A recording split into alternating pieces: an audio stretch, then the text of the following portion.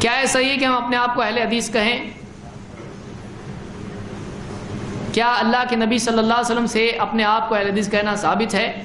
اللہ کے نبی صلی اللہ علیہ وسلم سے اپنے آپ کو اہل حدیث کہنا ثابت نہیں ہے، ٹھیک ہے؟ ہاں، لیکن اہل حدیث کہنا یہ سلف کا اجتہاد ہے اور سلف اس پر قائم تھے۔ آپ دیکھیے، ایک سمپل جواب آپ کو دیکھتا ہوں، اس کو یاد رکھیے آپ۔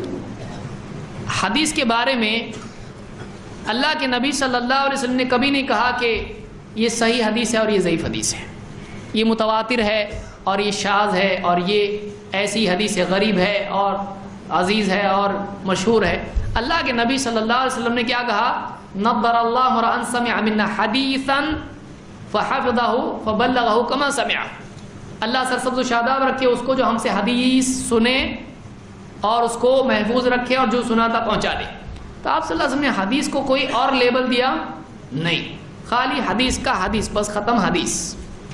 لیکن بعد میں لوگوں نے اپنی طرف سے حدیثوں میں کیا کی؟ ملاوٹ کی۔ اس زمانے میں علماء نے کیا کیا؟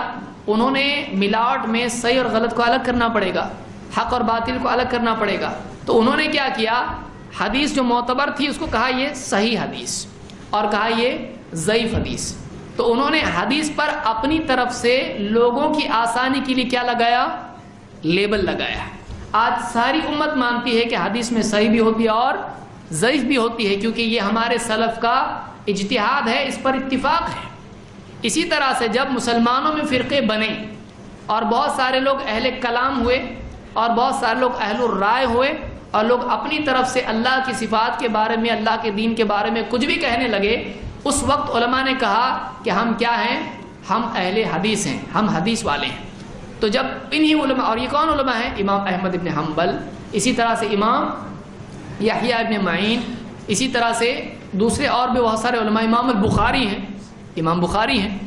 تو آپ امام بخاری کا لیبل حدیث پہ مانتے ہیں کہ یہ صحیح ہے، تو آپ اہل حدیث کا بھی لیبل مانیے۔ وہ اجتہاد ہے تو یہ بھی اجتہاد ہے۔ اب کوئی آدمی کھڑا ہو کے کہے حدیث کو بتاؤ، حدیث میں کدھر لکھا ہوا ہے کہ صحیح حدیث ہے؟ آپ حدیث صحیح ہے یہ حدیث میں بتاؤ، آپ کو نہیں ملے گا۔ یہ بعد میں ضرورت پڑی، اس لیے کہ اس وقت ضرورت نہیں تھی۔ اسی طرح سے فرقے اللہ کے نبی صلی اللہ علیہ وسلم کے زمانے میں نہیں تھے، بعد میں فرقے بنے۔ تو علماء نے کہا رائے اور قیاس اور اپنی طرف سے دین میں اللہ کی صفات پر کلام کرنے والے فرقے جب بنے، اس وقت میں انہوں نے کہا کہ نہیں، ہم لوگ کیا ہیں؟ ہم اہل الرائے نہیں ہیں، ہم اہل کلام نہیں ہیں، ہم کون ہیں؟ ہم اہل حدیث ہیں۔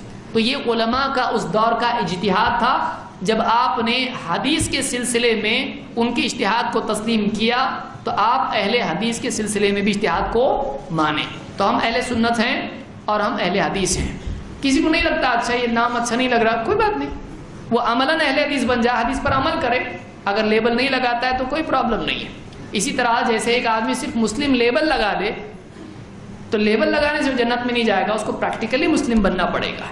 اسی طرح سے اہل حدیث ایک منہج ہے، وہ صرف لیبل نہیں ہے، وہ پہچان کے لیے، آسانی کے لیے ہے کہ ایک آدمی یعنی اپنی رائے، اپنی عقل، اپنے قیاس پر چلنے کی بجائے اللہ کے نبی صلی اللہ علیہ وسلم کی حدیثوں کو اپنے لیے قرآن کے سمجھنے کے لیے اور دلیل لینے کے لیے رہنما بنائیں، وہ اہل حدیث ہیں۔ آپ لیبل اہل حدیث کہیں، اہل اثر کہیں، سلفی کہیں، کچھ بھی کہیں، آپ یہ لقب اگر نہیں لیتے ہیں آپ عمل لے لیں، کوئی مسئلہ نہیں ہے۔ اللہ تعالیٰ ہم کو سمجھدار فرمائیں۔ ویسے وقت ختم ہو چکا ہے، اس لیے کہ گنجائش ابھی نہیں ہے۔ اللہ تعالیٰ ہم سب کو سمجھدار فرمائیں۔ اقول قولی ھذا واستغفر اللہ لی ولکم۔